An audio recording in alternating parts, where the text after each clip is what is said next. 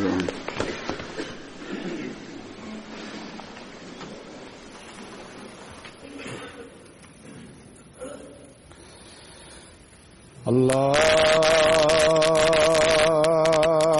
أكبر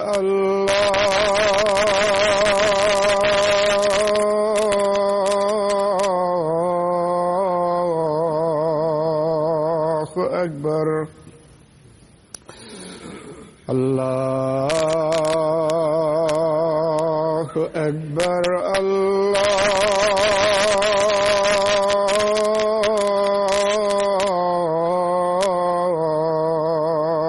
أكبر أشهد أن لا إله إلا الله أشهد أن لا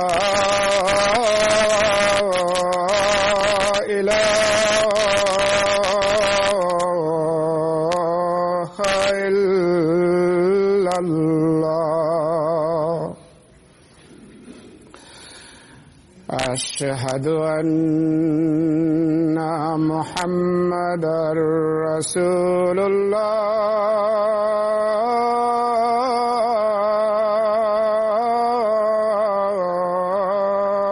الله أشهد أن محمدًا رسول الله حي على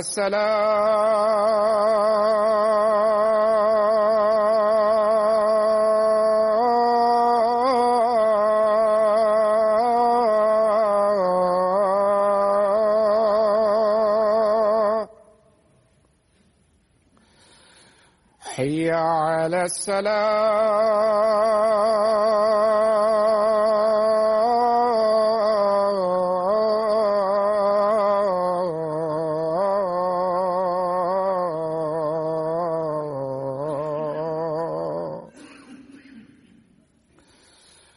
حي على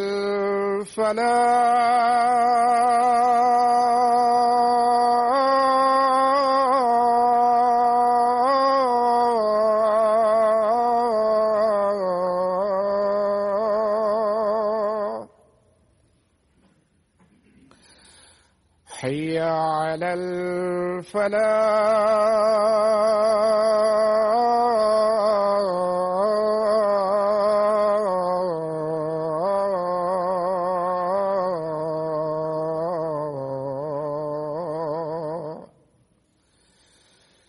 الله أكبر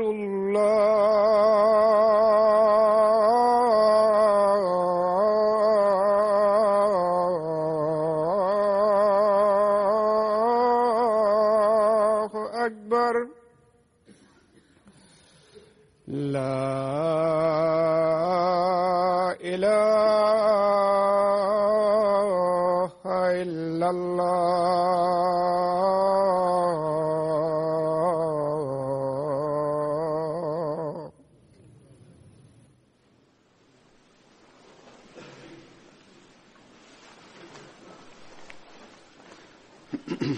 السلام عليكم ورحمة الله.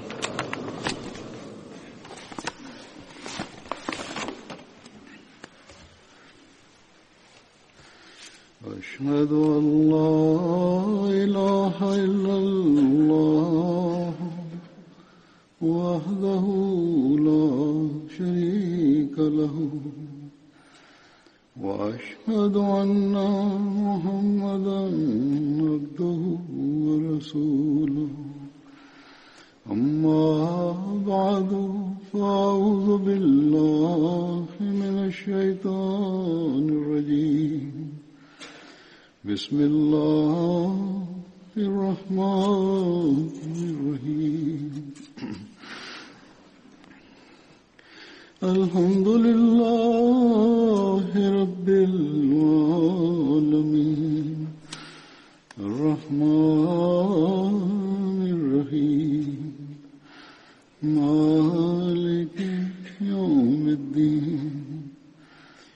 إياك نعبد وإياك نستعين اهدنا الصراط المستقيم صراط الذين أنعمت عليهم غير المغضوب عليهم ولا الضالين.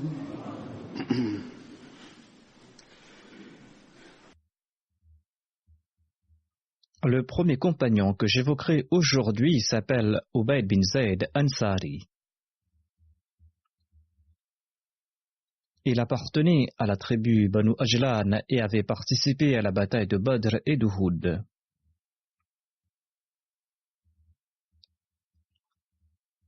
Le père de Mu'adh bin Arifa rapporte ceci. Mon frère Khalad bin Rafi et moi-même sommes montés sur un chameau boiteux pour accompagner le saint prophète Mohammed paix soit sur lui à Badr. Ubayd bin Zayd nous avait accompagnés. Quand nous sommes arrivés à un lieu situé avant Rawha, notre chameau s'est assis. C'est un récit que j'ai mentionné dans le passé en citant un autre compagnon. Il déclare « Notre chameau s'est assis, j'ai prié ô Allah, si tu nous fais retourner à Médine sur ce chameau, eh bien nous allons le sacrifier. » Nous étions dans cette condition quand le saint prophète Mohammed paix soit sur lui est passé par là. Il nous a demandé « Qu'est-ce qui vous arrive ?» Nous lui avons tout raconté. Le saint prophète Mohammed paix soit sur lui s'est arrêté. Il a fait ses ablutions. Ensuite, il a placé de sa salive dans l'eau qui restait. Et suivant ces directives, nous avons ouvert la bouche du chameau et nous y avons placé un peu de cette eau. Nous en avons placé sur sa tête, sur son cou, sur ses épaules, sa bosse, son dos et sa queue.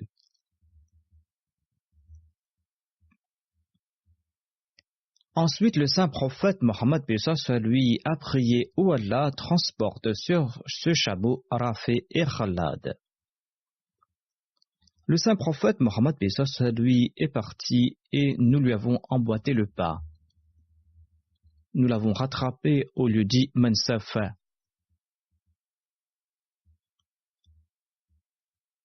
Nous avons rencontré le saint prophète Mohammed paix soit sur lui en ce lieu. Et notre chameau était le premier de la caravane. Le saint prophète Mohammed paix soit sur lui a souri lorsqu'il nous a vus. Et nous avons avancé jusqu'à atteindre Badr.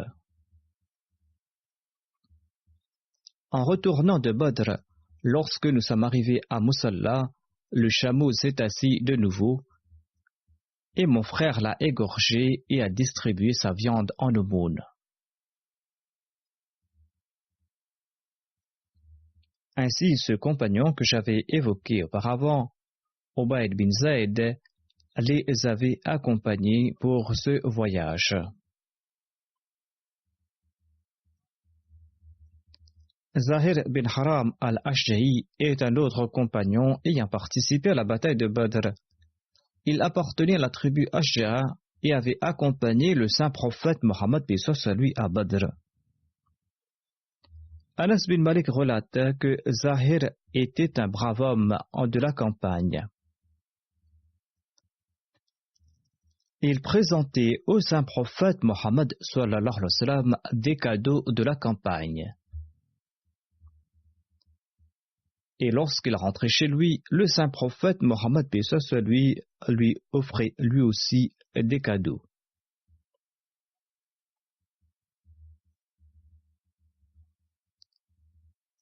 Le saint prophète Mohammed sallallahu alayhi wa sallam avait l'habitude de dire que Zahir est notre ami de la campagne et nous sommes ses amis de la ville. Le saint prophète Mohammed paix soit lui aimait Zahir. Zahir, quant à lui, n'était pas très beau. Un jour, alors qu'il vendait ses produits dans le marché, le saint prophète Mohammed sallallahu alayhi wa sallam est passé par là. Le saint prophète Mohammed lui l'a serré dans ses bras par derrière. Selon un récit, le saint prophète Mohammed lui avait posé ses mains sur ses yeux de par derrière et Zahir ne pouvait le voir. Il a demandé qui c'était et qu'on le laisse tranquille. Lorsqu'il s'est tourné, eh bien, il a reconnu le saint prophète Mohammed sallallahu alayhi wa sallam. Il s'est tourné et il a entrevu le saint prophète Mohammed sallallahu alayhi wa sallam par-dessus son épaule. Sur ce, il a frotté son dos sur la poitrine du saint prophète Mohammed sallallahu alayhi wa sallam.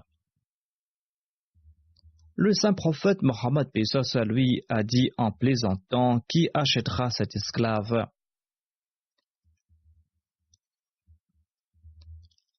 Zahir a répliqué: ô envoyé d'Allah, vous allez faire de la perte en me vendant. Qui voudra bien m'acheter? Sur ce, le saint prophète lui a répliqué: aux yeux d'Allah, tu n'es pas un produit déficitaire. Ou il a dit: aux yeux d'Allah, tu as une grande valeur.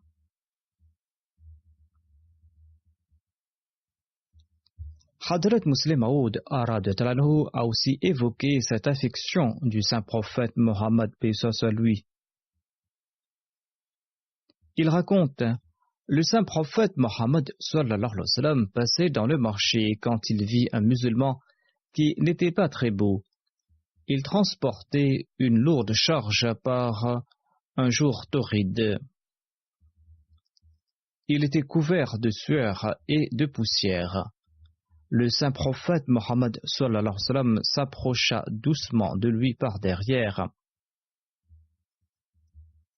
Et comme font parfois les enfants par jeu, il couvrit de ses mains les yeux de l'homme, attendant qu'il devine qui il était. L'homme, en palpant les mains moelleuses du saint prophète Mohammed lui, il a compris qu'il s'agissait du saint prophète Mohammed sallallahu alayhi wa sallam. Par amour, il frotta son corps couvert de poussière et de sueur contre les vêtements du saint prophète Mohammed lui. Le saint prophète Mohammed lui souriait et dit: je possède un esclave, quelqu'un voudra-t-il l'acheter? L'homme répondit: ô messager d'Allah, personne au monde ne sera prêt à m'acheter. Le saint prophète a dit: non, non, tu ne dois pas dire cela, tu vaux très cher aux yeux d'Allah. Ces personnes ont profité de ces sublimes expressions d'amour du saint prophète Mohammed lui. Le saint prophète Mohammed lui a déclaré à son propos que chaque citadin a un ami de la campagne. Zahir bin Haram est l'ami campagnard de la famille du saint prophète Mohammed lui. Zahir bin Haram s'est établi à Koufa par la suite.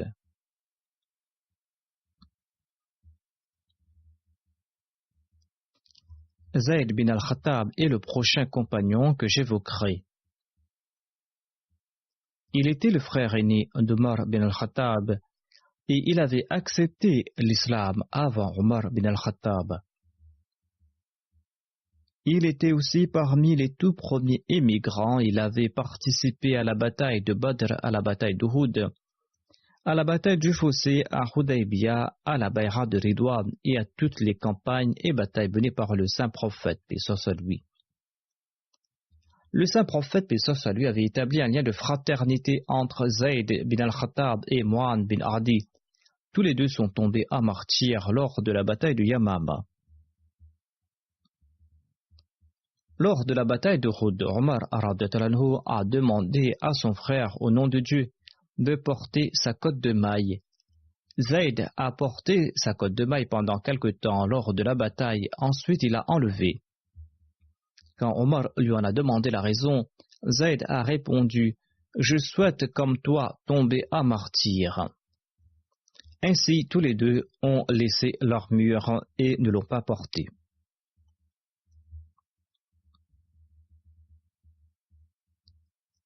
Zayd bin al-Khattab relate que lors du dernier pèlerinage, le saint prophète Mohammed lui a déclaré: traitez bien vos esclaves, nourrissez-les avec ce que vous consommez, vêtez-les de ce que vous portez.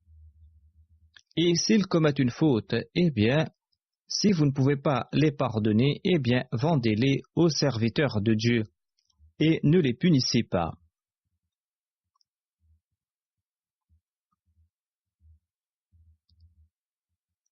Quand les musulmans ont battu en retraite lors de la bataille de Yamama, Zayd bin al-Khattab a prié à haute voix: « Ô Allah, je te demande pardon pour la fuite de mes compagnons et je me disculpe à tes yeux des actions de Musaylama Kadhab et de Muhakkama bin Tufail. » Ensuite, il a pris l'étendard des musulmans et avança fermement dans la direction de l'ennemi et se battit vaillamment, tant et si bien qu'il tomba en martyr. Après son martyr, Omar pria: « Ô Allah, fasse miséricorde à Zayd, mon frère m'a dépassé dans l'accomplissement de de bonnes œuvres. Il a accepté l'islam avant moi et il est tombé en martyr avant moi. »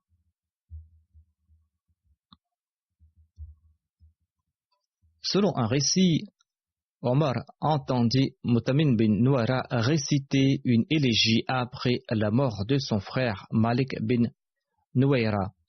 Omar déclara: « Si j'étais aussi bon poète que toi, j'aurais composé des vers tout aussi touchants en hommage à mon frère. » Mutamin bin Nuwara répondit: « Si mon frère avait quitté le monde à la manière de votre frère, eh bien, je n'aurais jamais exprimé ma tristesse. » Omar répondit: « Avant toi, personne ne m'a présenté pareille condoléance. »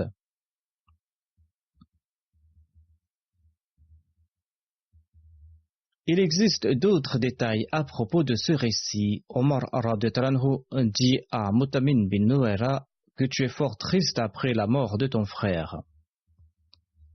Mutamin bin Nuwara indiqua dans la direction d'un de ses yeux et dit: « J'ai perdu cet œil dans cette tristesse. J'ai tellement pleuré avec le bon œil que l'œil borgne a aussi pleuré en soutien. » Omar commenta: « Personne d'autre n'a jamais exprimé ainsi sa tristesse suite au décès d'un proche. » Ensuite, il a prié: « Ô Allah, aie pitié de Zayd, si j'étais à même de composer des vers, j'aurais ainsi exprimé ma tristesse comme toi. »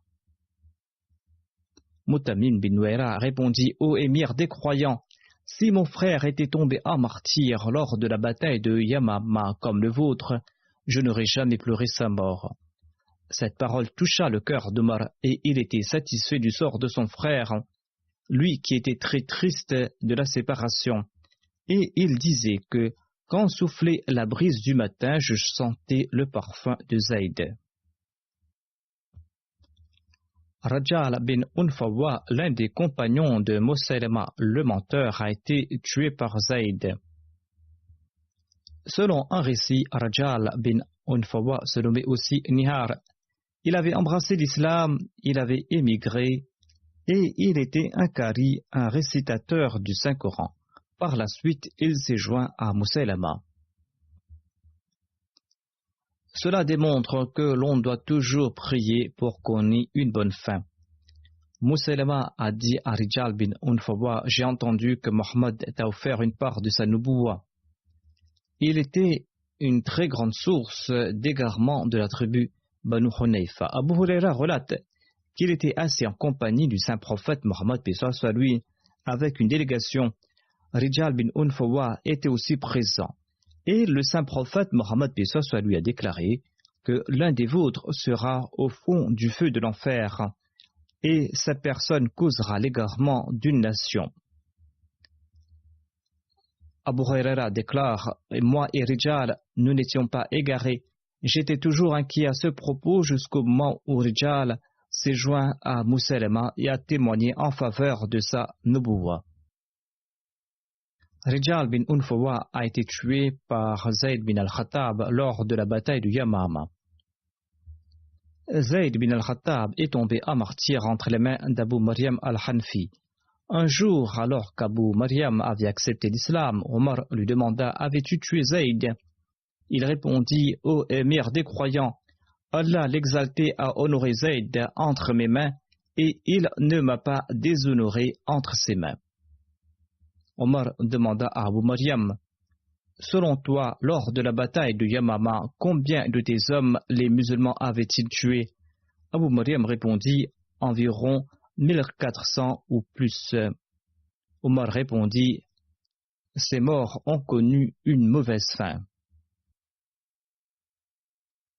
Abu Maryam ajouta « Toutes les louanges appartiennent à Allah qui m'a épargné et qui m'a permis d'accepter la religion qu'il a choisie pour son prophète et pour les musulmans. » Omar s'est réjoui de cette réponse d'Abu Maryam. Abu Maryam par la suite a été nommé juge de Basra.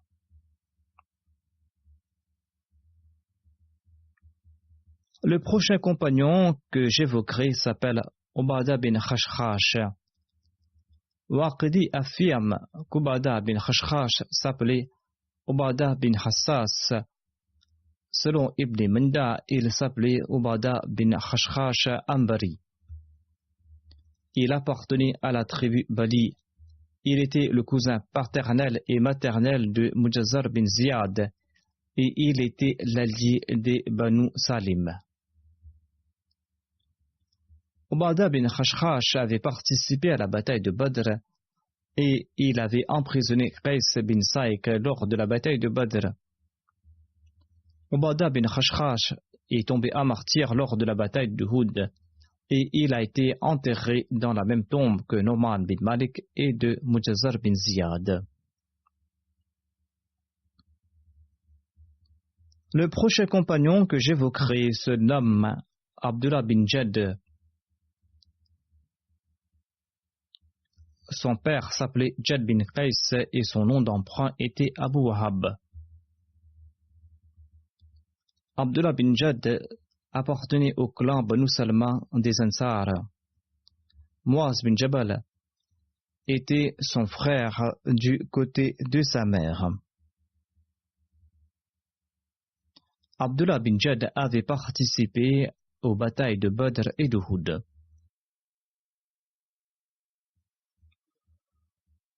Avant la bataille de Tabouk, le saint prophète Mohammed lui a demandé à Abu Wahab, le père d'Abdullah bin Jad, « Abu Wahab, ne vas-tu pas mener la bataille avec nous cette année-ci ?» Abu Wahab répondit, « Veuillez m'en excuser et ne m'éprouvez pas, je ne peux pas partir. » Et il a avancé un prétexte assez étonnant.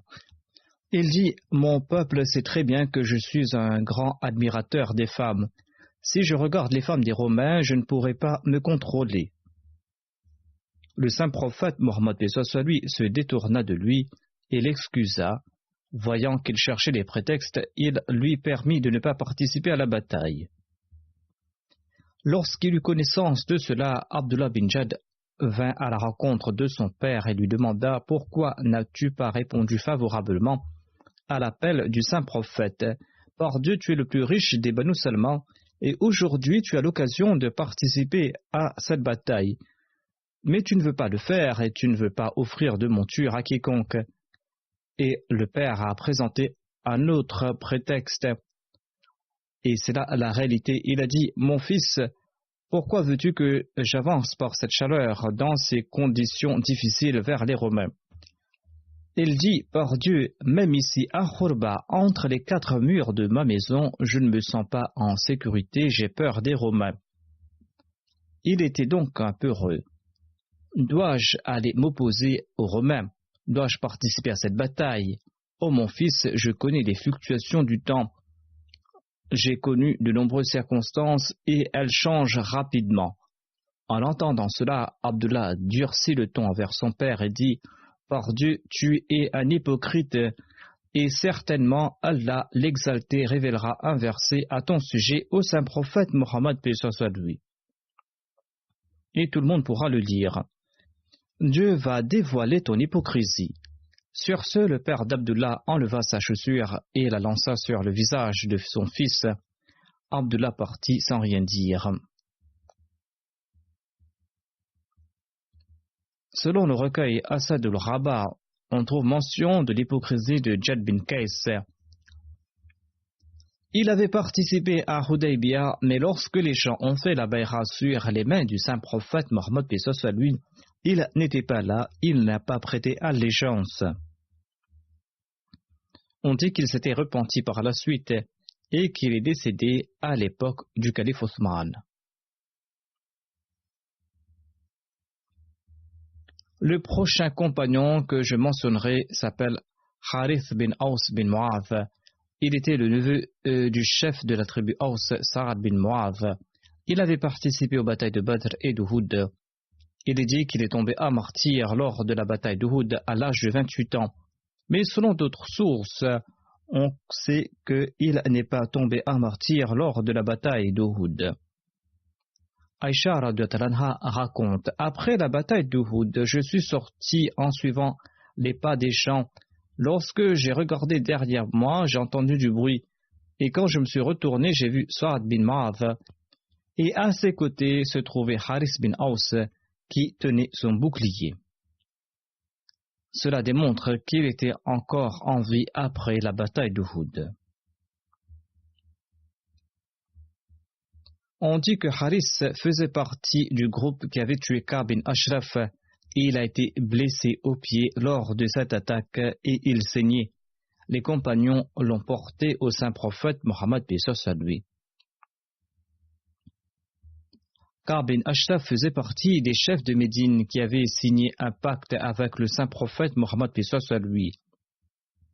Mais par la suite, il a semé la discorde et le saint prophète Mohammed paix soit lui donna l'ordre de son exécution.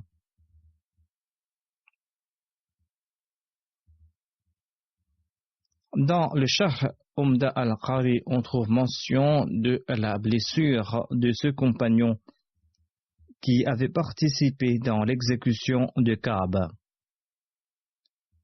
Mohammed bin Maslama avait attaqué Ka'b bin Ashraf avec d'autres compagnons et ils l'ont tué. L'un des compagnons présents, Harith bin Aus, avait reçu un coup d'épée et il fut blessé. Il avait été blessé par un coup d'épée porté par un autre compagnon. Il a été transporté rapidement à Médine et il a été présenté au saint prophète Mohammed paix soit lui. Le saint prophète Mohammed paix soit lui posa sa salive sur la blessure de Harith et Harith ne souffrait plus par la suite. Hazrat Mirza Bashir Ahmad Sahib a évoqué la raison de l'assassinat de Ka'b bin Ashraf. J'en ai fait mention dans le passé. Je présente d'autres détails ici à la lumière des écrits de Hazrat Mirza Bashir Ahmad. Certains faits sont réitérés ici. Il raconte que bien que Ka'b fût juif de confession, il ne l'était pas de descendance, il était arabe.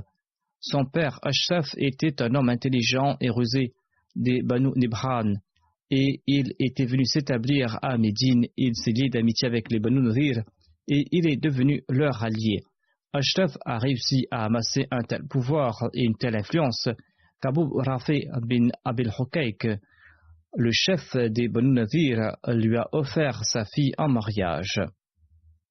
De cette union est né Ka'b, qui en grandissant a eu un statut encore plus éminent que celui de son père, tant et si bien que tous les Juifs de l'Arabie l'avait accepté comme chef. En sus d'être un homme bien bâti et beau, Ka'b était aussi un poète éloquent et il était aussi un homme très riche. Il était éloquent, il était un poète et il était aussi très riche. Usant de sa fortune, il maintenait tous les savants et les autres personnalités influentes de sa nation sous son contrôle. D'un point de vue moral, il était quelqu'un de très corrompu et il était un maître dans l'art des complots et des conspirations. Lorsque le saint prophète Mohammed lui a émigré à Médine, Ka'b bin Ashraf avec les autres juifs ont signé le traité entre eux et le saint prophète Mohammed lui. Hazrat Mirza Bashir Ahmad a mentionné ici une foule de détails. Je mentionnerai certains points brièvement. En tout cas, Ka'b bin Ashraf et les autres juifs ont signé ce traité entre eux et le saint prophète eu égard à l'amitié mutuelle, à la paix et à la sécurité et à la défense collective. Or, au profond de Ka'b, le feu de la méchanceté et de l'hostilité brûlait. Il avait signé certes le pacte, mais il était un hypocrite et nourrissait de la malveillance. Et en raison de cette hostilité, il a commencé à s'opposer à l'islam et au saint prophète Mohammed à lui, et il a ourdi des complots et il a fomenté des conspirations.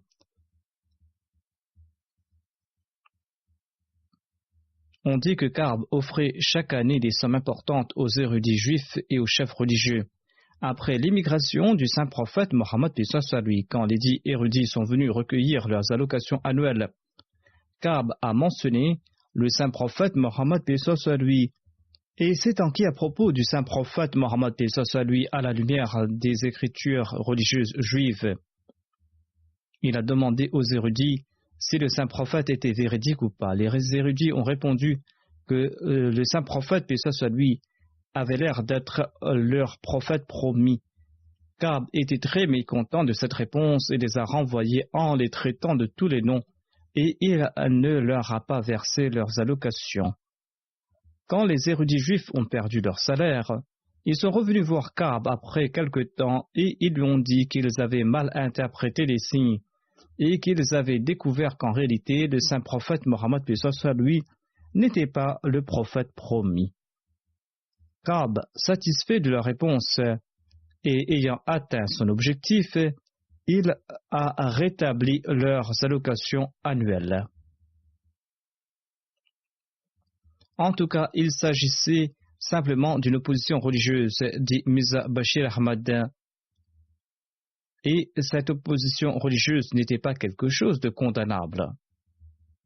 Ka'b ne méritait pas la condamnation en raison de pareils actes de sa part. Mais en fait, son opposition a pris une forme beaucoup plus dangereuse. Après la bataille de Badr, il a commencé à comploter et à fomenter la sédition, mettant ainsi les musulmans en grand danger.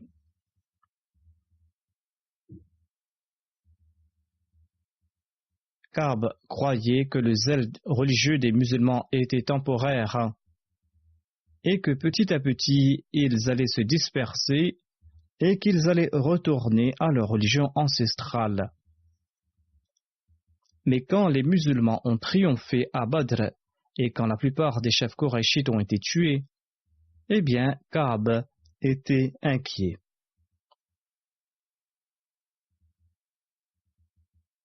Après la bataille de Badr, il s'est résolu de faire de son mieux pour détruire complètement l'islam.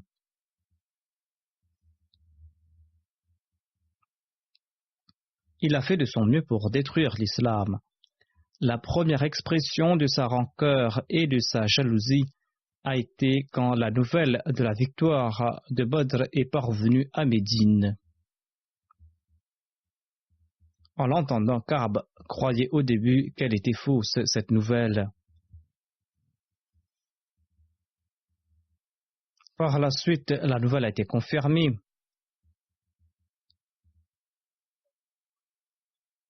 Il était encore plus en colère. Par la suite, lorsque les musulmans sont retournés après leur triomphe, eh bien, Ka'b, quant à lui, est parti dans la direction de la Mecque. Une fois sur place, grâce à son éloquence, grâce à sa maîtrise de la poésie, il a attisé le feu dans le cœur des Qurayshites.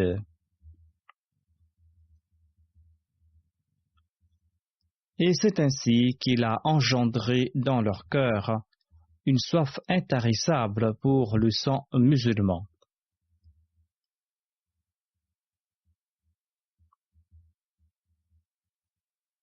Et il les a emplis de sentiments de vengeance et d'inimitié.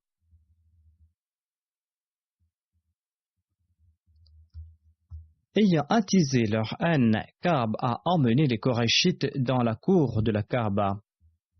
Il a remis entre leurs mains les draps de la Kaaba et il leur a demandé de jurer qu'ils ne se reposeraient pas jusqu'à ce que l'islam et son fondateur ne disparaissent de la surface de la terre.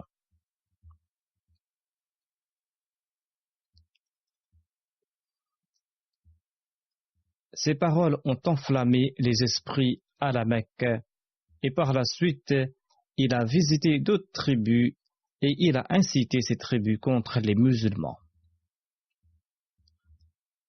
Ensuite, il est retourné à Médine et a composé des couplets provocateurs et obscènes à propos des femmes musulmanes.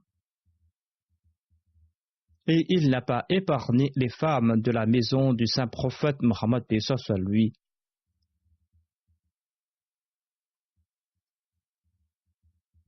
Et il a diffusé ces couplets infamants dans le pays tout entier.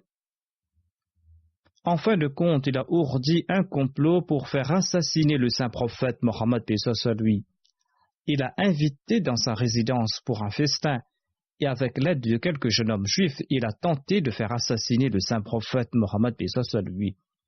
Par la grâce d'Allah, le saint prophète a reçu l'information à l'avance et son plan a échoué.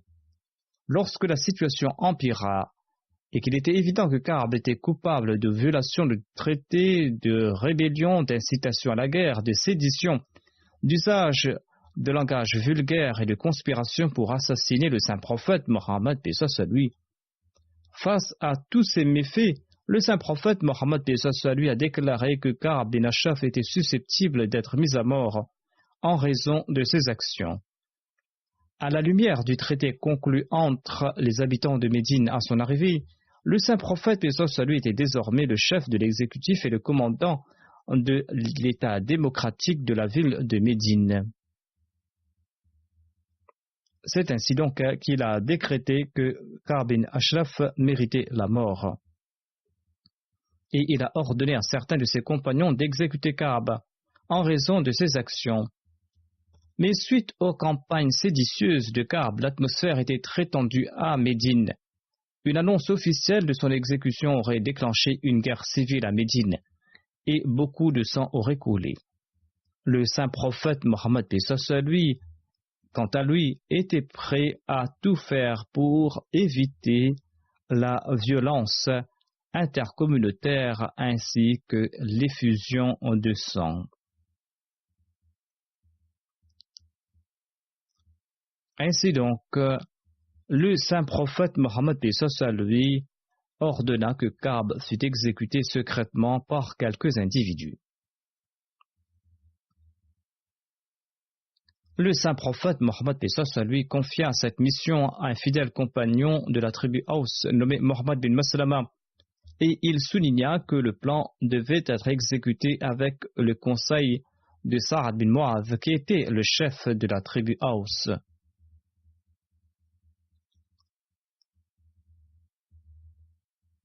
Mohammed bin Maslama a déclaré au prophète d'Allah: afin de le tuer secrètement, nous serons obligés de trouver une excuse pour l'attirer hors de sa maison, afin de l'exécuter dans un lieu sûr.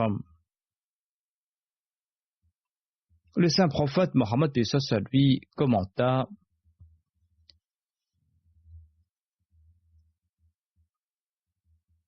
le saint prophète Mohammed paix soit lui commenta très bien.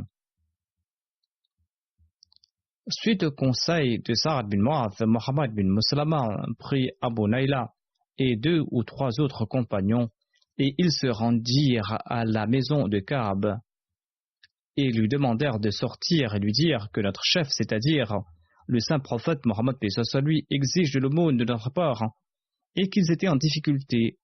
Auras-tu l'obligeance de nous accorder un prêt? En entendant cela, Ka'b sauta de joie et déclara: par Dieu, le jour n'est pas loin quand vous l'abandonnerez. Mohammed bin Maslama répondit: en tout cas, nous avons accepté Mohammed sallallahu alayhi wa sallam et nous attendons maintenant de voir le résultat final de ce mouvement. Mais est-ce que tu vas nous faire ce prêt ou pas? Ka'b déclara: bien sûr, mais vous devez déposer des garanties. Mohammed a demandé « Quelles sont tes exigences ?» Le misérable dit « Vous devez laisser vos femmes en gage. » En réprimant sa colère, Mohammed commenta « Comment est-il possible pour nous de laisser nos femmes en garantie ?» Ka'b a dit « Vos fils feront l'affaire. » Mohammed ajouta « Cela est impossible, nous ne pourrons pas endurer les reproches de l'Arabie tout entière. Par contre, si tu es assez généreux, eh bien nous allons laisser nos armes avec toi comme gage. » Ka'b accepta cela et Mohammed bin Maslama et ses compagnons partirent avec la promesse de revenir la nuit. À la tombée de la nuit, ils se présentèrent à la résidence de Ka'b avec leurs armes.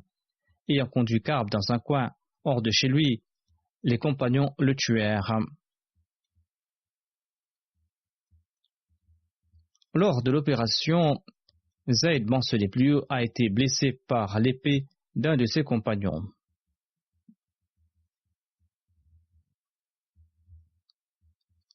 Mohammed bin Maslama et ses compagnons se présentèrent au saint prophète Mohammed lui et l'informèrent à propos de l'exécution.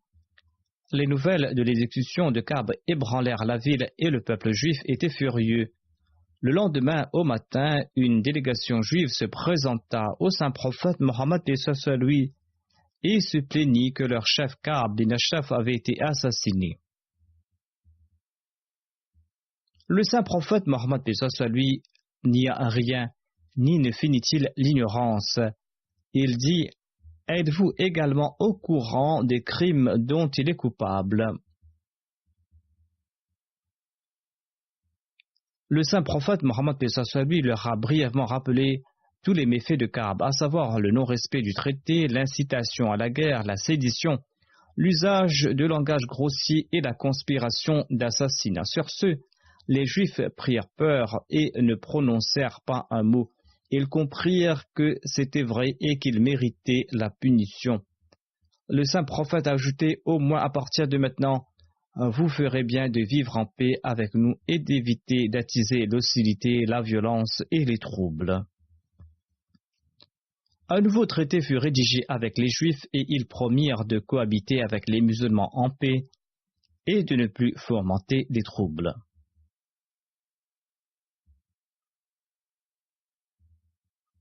Ce pacte fut confié à Ali radhiyallahu anhu. L'histoire ne dit pas si les Juifs par la suite évoquèrent l'assassinat de Ka'b bin Ashraf et qu'ils en accusèrent les musulmans. Ils avaient compris que Ka'b avait mérité son châtiment. Hazrat Mirza Bashir Ahmad Sahib écrit « Les historiens occidentaux objectent que le saint prophète Mohammed lui avait commis un assassinat illégal et que cet acte était condamnable. » Or, ce ne fut pas le cas, car Ka'b bin Ashraf avait signé un pacte avec le saint prophète Mohammed lui.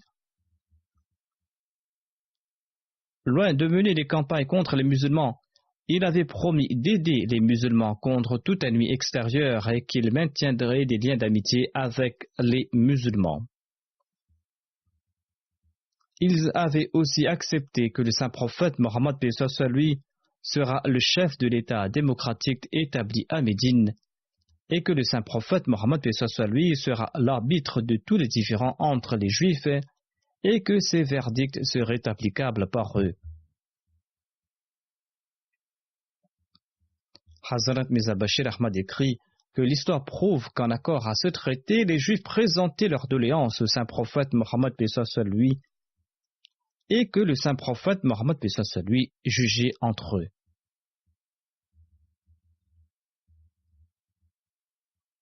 En pareille circonstance, Ka'b a fait fi de ce pacte. Non seulement a-t-il été coupable de traîtrise à l'égard des musulmans, mais envers l'État, il a été coupable de traîtrise à l'égard de l'État. Car le saint prophète Mohammed lui en était le chef. Et il a semé la graine de l'insurrection à Médine et il a attisé la guerre dans le pays. Et il a soulevé de manière dangereuse les tribus arabes contre les musulmans et il a composé des vers scandaleux sur les femmes musulmanes. Ensuite, il a ourdi des complots pour assassiner le saint prophète. Il a commis ces méfaits à une époque où les musulmans étaient déjà assaillis de tous les côtés. Ils étaient en proie à des conditions des plus terribles. Et la litanie des crimes de Ka'b méritait d'être condamnée et une procédure devait être initiée en son encontre. Mirza Bashir Ahmad Sahib écrit: aujourd'hui, dans des pays dits développés, la rébellion, le non-respect d'un pacte, attiser la guerre, comploter un assassinat, tous ces crimes sont sanctionnés par la peine de mort. Pourquoi donc soulever une objection à ce sujet?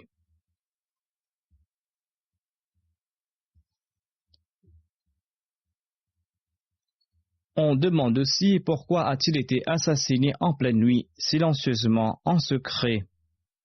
Sur ce point, Mirza Bashir Ahmad explique qu'il faut comprendre à l'époque qu'il n'y avait pas d'État souverain en Arabie. Un chef a certes été nommé, et c'est lui qui décidait à propos des choses collectives, mais toute personne et toutes les tribus étaient libres et autonomes.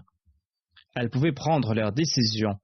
Lorsqu'il fallait prendre des décisions collectives, on venait consulter le saint prophète Mohammed paix soit lui. Mais si les tribus souhaitaient prendre des décisions de façon indépendante, elles pouvaient le faire. Dans ces conditions, dans quel tribunal allait-on déférer Ka'b, d'où émanerait l'ordre de son exécution? On dit qu'une plainte aurait dû être déposée auprès des Juifs dont il était le chef, mais les Juifs avaient déjà fait preuve de trahison à l'encontre des musulmans. Et ils semaient le désordre. Et ce n'était pas la peine de demander justice aux tribus Sulaim et Radfan qui depuis quelques mois avaient tenté d'attaquer Médine à 3 ou 4 reprises. Ces tribus étaient sous son autorité et il était vain d'escompter une quelconque justice de leur part. Réfléchissez sur la situation, dit Mirza Bashir Ahmad Sahib. Réfléchissez sur la situation qui régnait à ce moment. Quelle autre solution s'offrait aux musulmans?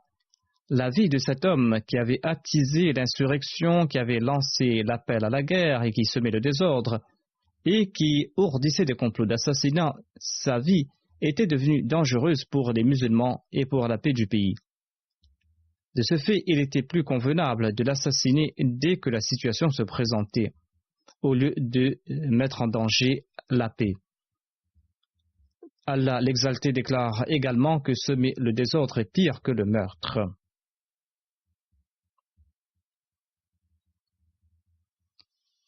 Eu égard au pacte conclu entre les musulmans et les juifs suite à l'hégire, le saint prophète n'était pas un simple citoyen. Il avait été nommé le chef de Médine de cet État démocratique et il avait l'autorité de rendre son verdict sur les différends et sur des faits politiques. Si pour maintenir la paix du pays, il a donné l'ordre de l'exécution de Ka'b, qui était en train de perpétrer ces désordres, eh bien, ce n'est pas une décision surprenante. Les objections de ces gens contre l'islam après ces 1300 ans sont totalement infondées, car à l'époque, après avoir entendu sa décision, même les Juifs n'avaient pas soulevé d'objection. Et ils ne l'ont pas fait pendant longtemps. Tel était donc le contexte de cette histoire. En tout cas, je mentionnais ce compagnon Zayd qui avait pris part à cet assassinat. Il faisait partie de l'équipe envoyée pour assassiner Ka'b. Toutes les accusations d'extrémisme contre le saint prophète et contre l'islam sont infondées, car Ka'b méritait la mort, il méritait cette punition et en tant que chef de l'État, le saint prophète, paix soit lui, l'avait condamné. Je termine aujourd'hui sur ce récit. Qu'Allah protège toujours l'islam de ses troubles.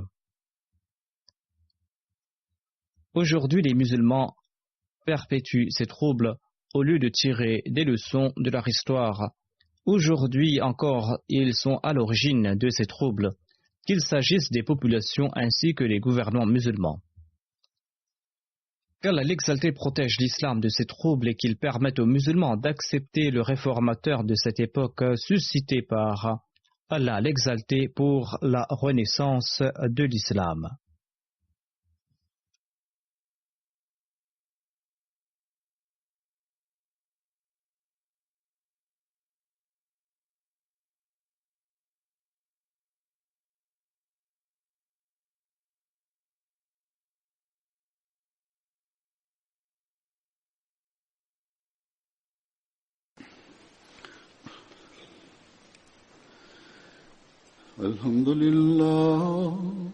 الحمد لله نحمده ونستعينه ونستغفره ونؤمن به ونتوكل عليه ونعوذ بالله من شرور أنفسنا ومن سيئات أعمالنا من يهده الله فلا مضل له ومن يضلل فلا هادي له ونشهد أن لا إله إلا الله ونشهد أن محمدا عبده ورسوله عباد الله رحمكم الله إن الله يأمر بالعدل والإحسان وإيتاء ذي القربى وينهى عن الفحشاء والمنكر والبغي يعظكم لعلكم تذكرون اذكروا الله يذكركم وادعوه يستجب لكم ولذكر الله أكبر